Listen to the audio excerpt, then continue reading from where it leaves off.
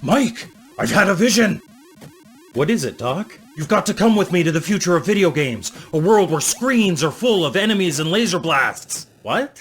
That's not possible. There's not enough pixels for that. Pixels? Where we're going, we don't need pixels.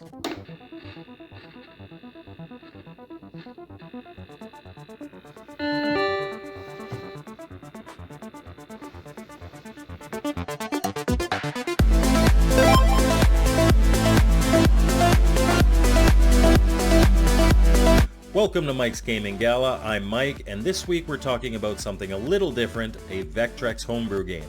And I gotta say, we're starting out really strong with Vectorblade by Malbin. Now, Malbin released this into public domain, so there's a lot of different people that are making physical copies of this.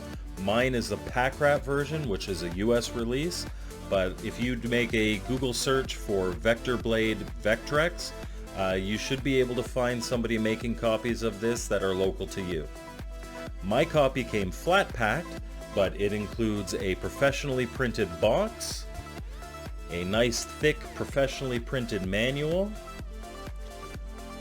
a really nice screen overlay with the envelope that goes with it, and of course the cartridge itself. It looks great on my shelf with the rest of my Vectrex games, but let's take a look at the actual game itself. Vectorblade starts off with a calibration sequence to make sure that your Vectrex is up to the task for everything that's going to be thrown at it. I won't go through everything, but basically just use the on-screen instructions to make sure the images appear correct and you're on your way.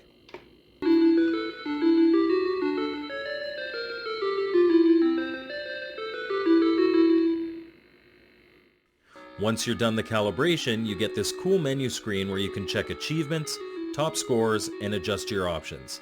I love the atmosphere of this menu. It's really fantastic.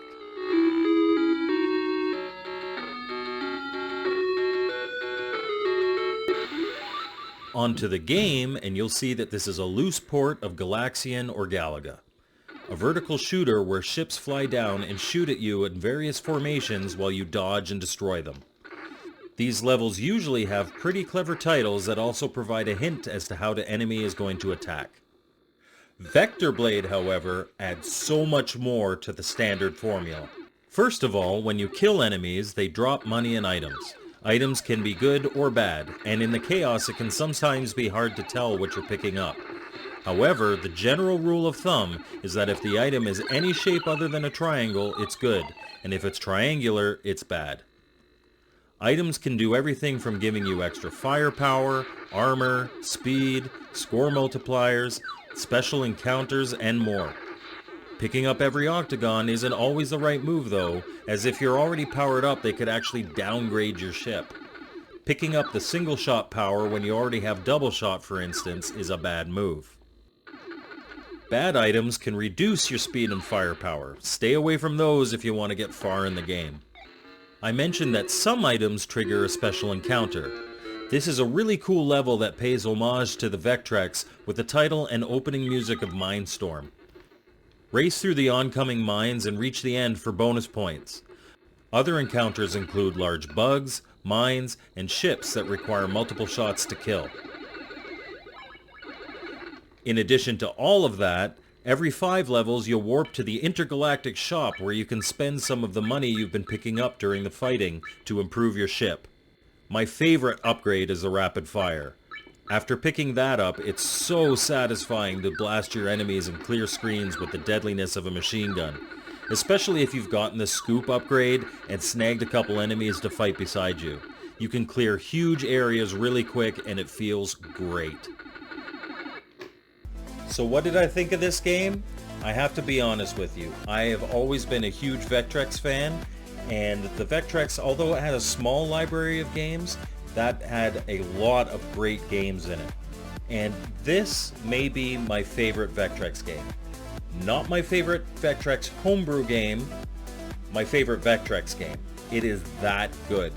The amount of care and effort that was put into this game by Malbin, and all the extras, there are 4 bosses, there are 100 levels, but you also have the shop, you've got the Mindstorm level, you've got all this extra stuff, the power-ups, the money system. It keeps you coming back for more, and it also avoids that problem that a lot of older arcade ports have, where they become repetitive. I can't say enough good stuff about Vectorblade. It's a 10 out of 10 for me, and you owe it to yourself to buy this game if you are at all a fan of the Vectrex and a fan of shmups, because this is probably one of the best out there, especially for the Vectrex. Thank you so much for watching my video. I hope you found it informative. I hope you found it entertaining. And if you want to get a hold of me, I've got my contact info on the screen. Also, please like, subscribe, comment.